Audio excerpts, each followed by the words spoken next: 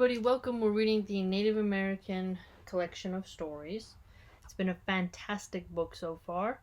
This is from the White River Sioux tribe. The story is titled Spotted Eagle and Black Crow. The story of two warriors of jealousy and of eagles was first told by the great Mapia Luta, Chief Red Cloud of the Oglalas. Alright, sounds interesting. Many lifetimes ago there lived two brave warriors. One was named Wanbali Gleshka, Spotted Eagle. The other was Kangisapa, Black Crow. They were friends, but as it happened, were also in love with the same girl, Zintkalazlutawin, Red Bird.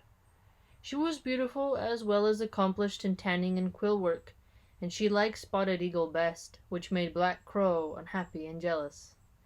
Black Crow went to his friend and said, "Let's go on a war party against the Pahani. We'll get ourselves some fine horses and earn eagle feathers." I like that that's the prize, right? Earn some eagle feathers, go to the war against the Pahani.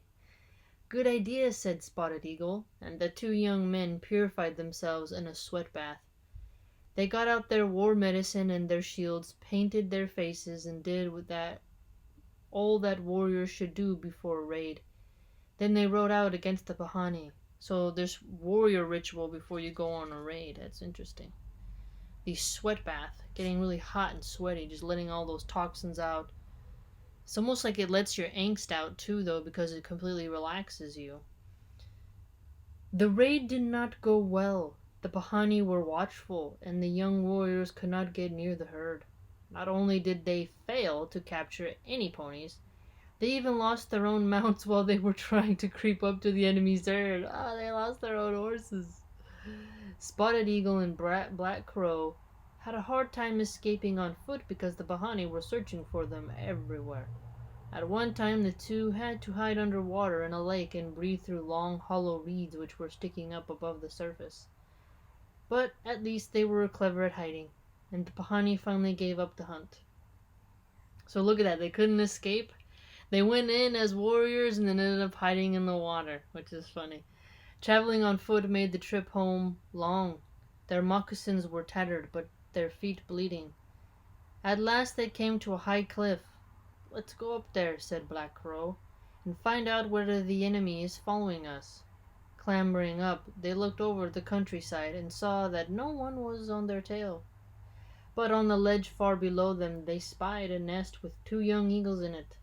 "Let's get those eagles at least," Black Crow said. There was no way to climb down the sheer rock wall, but Black Crow took his rawhide lariat, made a loop in it, put the rope around Spotted Eagle's chest, and lowered him. Oh no. When his friend was on the ledge with the nest, Black Crow said to himself, "I can leave him there to die. When I come home alone, Redbird will marry me." He threw his end of the rope down and went away without looking back or listening to Spotted Eagle's cries. Oh, he trapped him, man! He lowered him into the eagle's nest on the rocks, the sheer rock wall. That's going to be difficult to get down from. At last it dawned on Spotted Eagle that his friend had betrayed him, that he had been left to die. The lariat was much too short to lower himself to the ground. An abyss of 300 feet lay beneath him. He was alone with the two young eagles, who screeched angrily at the strange two-legged creature that had invaded their home. Dang, being trapped in an eagle's nest. Wait till that eagle comes home, though, man. The parent eagle? That's not good. Black Crow returned to his village. Spotted Eagle died a warrior's death, he told the people. The Pahanis killed him. There was a loud wailing through the village, because everybody had liked Spotted Eagle. Redbird slashed her arms with a sharp knife and cut her hair to make her sorrow plain to all. Look at that, cutting her knife, self-mutilation, as a mourning ritual, you see that? But in the end, because life must go on, she became Black Crow's wife. Oh, so she did end up marrying Black Crow. Spotted Eagle, however, did not die on his lonely ledge. The eagles got used to him, and the old eagles brought plenty of food, rabbits, prairie dogs, and sage hens, which he shared with the two chicks. He's sharing food with them. Maybe it was the eagle medicine in his bundle which he carried in his chest bag that made the eagles accept him. Still, he had a very hard time on that ledge. It was so narrow that he had to tie himself to a little rock sticking out of the cliff to keep from falling off in his sleep. In this way he spent some uncomfortable weeks. After all, he was a human being and not a bird to whom a crack in the rock face is home. At last the young eagles were big enough to practice flying. What will become of me now? Thought the young man.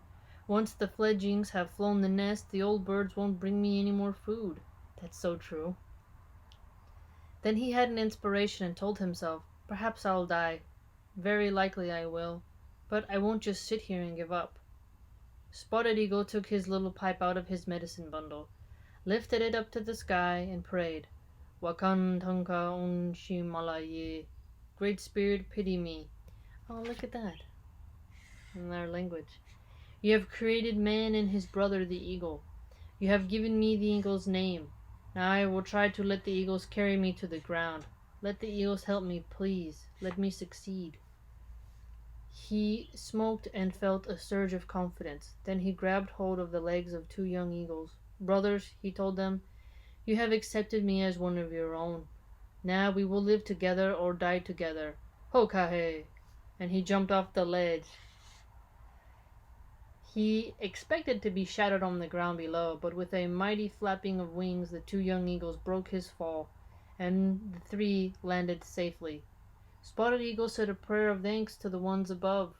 Then he thanked the eagles and told them that one day he would be back with gifts and have a giveaway in their honor. Spotted Eagle returned to his village. The excitement was great. He had been dead and had come back to life.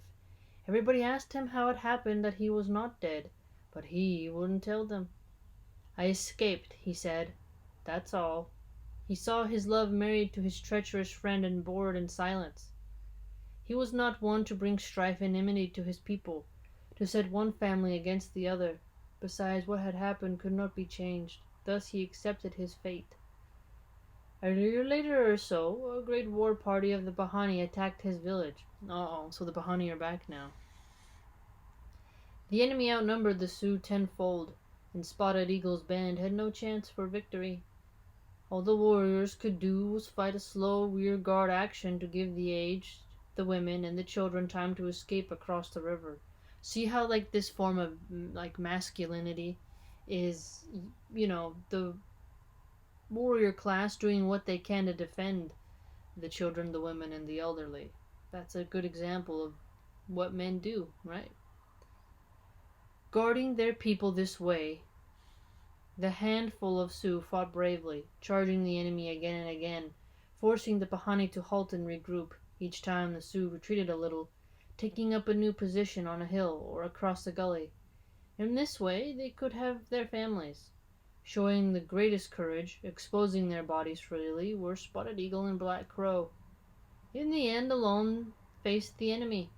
Then suddenly Black Crow's horse was hit by several arrows and collapsed under him. Brother, forgive me what I have done, he cried to Spotted Eagle. Let me jump on your horse behind you. Spotted Eagle answered, You are a Kit Fox member, a sash wearer. Pin your sash as a sign that you will fight to the finish. Then, if you survive, I will forgive you, and if you die, I will forgive you also. Black Crow answered, I am a fox. I shall pin my sash. I will win here or die here. He sang his death song. Again, these death songs are quite interesting. He fought stoutly. There was no one to release him by unpinning him and taking him up on a horse. He was hit by lances and arrows and died a warrior's death. Many Bahani died with him. Spotted Eagle had been the only one to watch Black Crow's last fight. At last he joined his people, safe across the river, where the Bahani did not follow them. Your husband died well, Spotted Eagle told Redbird. After some time had passed, Spotted Eagle married Redbird. He gets her in the end, family. And much more later he told his parents, and no one else, how Black Crow had betrayed him. Okay, so he just told his parents. I forgive him now, he said, because once long ago he was my friend, and because he died as a warrior should, fighting for his people, and also because Redbird and I are happy now. after a long winter. Spotted Eagle told his wife, oh, he told her too, good, when spring came again, I must go away for a few days to fulfill a promise, and I have to go alone. He rode off by himself to that cliff, and stood again at its foot, below the ledge where the eagle's nest had been. He pointed his sacred pipe to the four directions, so their tobacco rituals are quite interesting.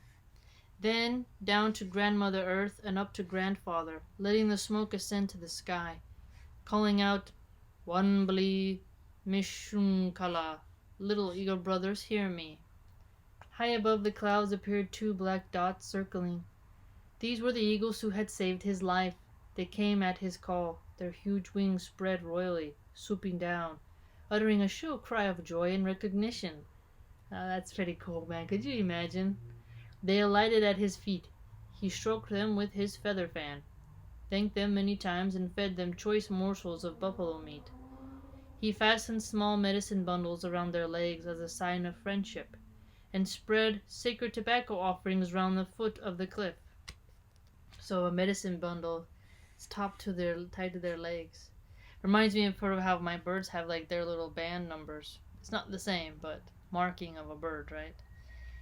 The spreading of the tobacco on the ground is quite unique.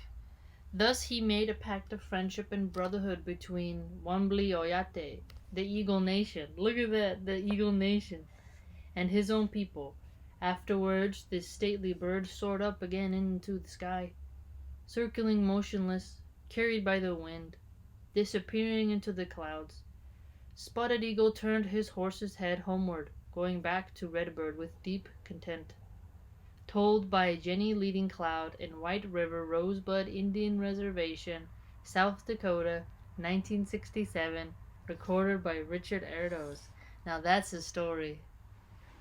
It reminds me of when Captain Jack Sparrow, riding Pirates of the Caribbean, tied sea turtles to escape the island. And here, in this story, even though it predates the Pirates of the Caribbean, holding on to two eagles to get down from the cliff, forgiving somebody, who hurt you over a woman, and then because he bared it in good nature and didn't automatically, tell what happened, Redbird was, ended up with who she wanted to be with, and that is quite unique, right? Black Crow died a warrior. I mean, he has to thank, Spotted Eagle for that, essentially. He could have snitched him out or killed him right there, and he wouldn't have died honorably. It shows you a lot about forgiveness, right?